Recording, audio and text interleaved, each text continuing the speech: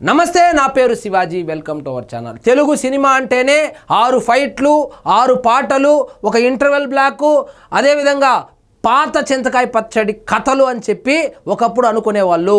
అదేవిధంగా అవార్డుల విషయానికి వస్తే ఏ కేరళనో తమిళనాడుకో వచ్చేటువంటి అవార్డులు ఆ సినిమాలకు, తమిళ సినిమాలకు, కన్నడ సినిమాలకు, మలయాళం సినిమాలకు వచ్చేటువంటి అవార్డులు తెలుగు సినిమాకు వచ్చేవి కాదు.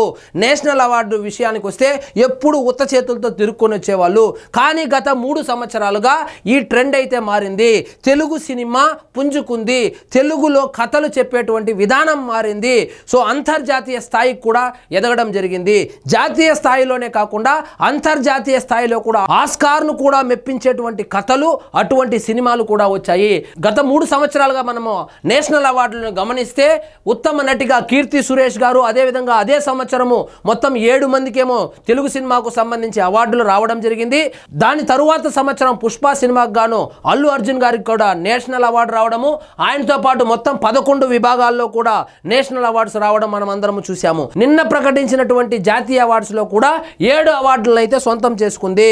సో ఇక్కడ చూడండి, తెలుగు సినిమా తేజస్సు ఉత్తమ తెలుగు సినిమాగా భగవంత్ కేసరి, బాలకృష్ణ గారు అనిల్ రావుపూడి కాంబినేషన్ లో వచ్చినటువంటి భగవంత్ కేసరి అనేటువంటి సినిమాకు ఉత్తమ తెలుగు చిత్రంగా నేషనల్ అవార్డు అయితే రావడం జరిగింది. దీనికి సాహు గారపాటి, హరీష్ పెద్ది నిర్మించారు. సో వీళ్ళైతే ప్రొడ్యూసర్లు. ఈ సినిమాకైతే కనుక ఉత్తమ తెలుగు చిత్రంగా అవార్డు రావడం జరిగింది. అదేవిధంగా హనుమాన్ చిత్రానికి ఒకటి వచ్చింది, బేబీ సినిమాకు, బలగం సినిమాకు సుకృతి వేణి, రోహిత్ అంట. కలం బలం ఉత్తమ స్క్రీన్ ప్లే, ఉత్తమ గేయ రచన విభాగాల్లో తెలుగు సినిమాలు ఈసారి జాతీయ పురస్కారాన్ని సొంతం చేసుకున్నాయి. బేబీ చిత్రానికి గాను ఉత్తమ స్క్రీన్ ప్లే రచయితగా సాయి రాజేష్, ఉత్తమ గేయ రచయితగా బలగం చిత్రానికి గాను ఊరు పల్లెటూరు అనేటువంటి పాటకు కాసర్ల శ్యామ్ పురస్కారాలు సొంతం చేసుకున్నారు.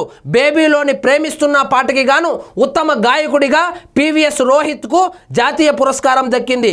తెలుగు ప్రతిభ మన దర్శక నిర్మాతలు ఇతర భాషల్లో తీసిన సినిమాలకు వివిధ విభాగాల్లో పురస్కారాలు దక్కాయి. సందీప్ వంగ దర్శకత్వం వహించిన యానిమల్ చిత్రానికి గాను ఉత్తమ నేపథ్య సంగీత విభాగంలో పురస్కారం దక్కింది. తెలుగు సంగీత దర్శకుడైన హర్షవర్ధన్ రామేశ్వర్ ఈ పురస్కారాన్ని సొంతం చేసుకున్నారు. ఈ విధంగా 7 అవార్డులు అయితే, నేషనల్ అవార్డులు అయితే తెలుగు సినిమా సొంతం చేసుకుంది. ఒకప్పుడైతే అవార్డులకు వాచిపోయి ఉన్నటువంటి తెలుగు సినిమా ఈ రోజు అంతర్జాతీయ స్థాయిలో ఆస్కార్ అయితేనేమి, నేషనల్ అవార్డులు అయితే కనుక గత 3 సార్లుగా చాలా మంచి నెంబర్ అయితే కొడతా ఉంది.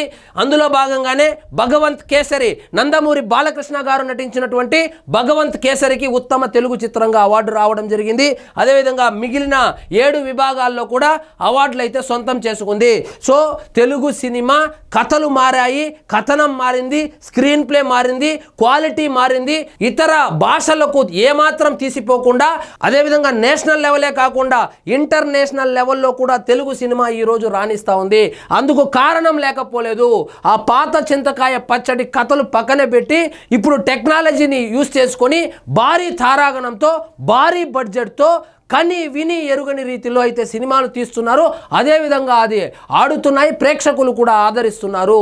సో మంచి సినిమాను ఎప్పుడు ప్రేక్షకులు ఆదరిస్తారు, మంచి సినిమాలకు ఎప్పుడు అవార్డులు అయితే తలుపు తట్టుకొని మరి వచ్చి పలకరిస్తాయనేదానికి ప్రత్యక్ష ఉదాహరణలే గత 3 సార్లుగా తెలుగు సినిమాకు అవార్డులు రావడము. సో ఇదండి ఈరోజు మన టాపిక్. మీకు ఈ వీడియో నచ్చినట్లయితే లైక్ చేయండి, షేర్ చేయండి, ఛానల్ మాత్రం సబ్స్క్రైబ్ చేసుకోవడం మర్చిపోవద్దు.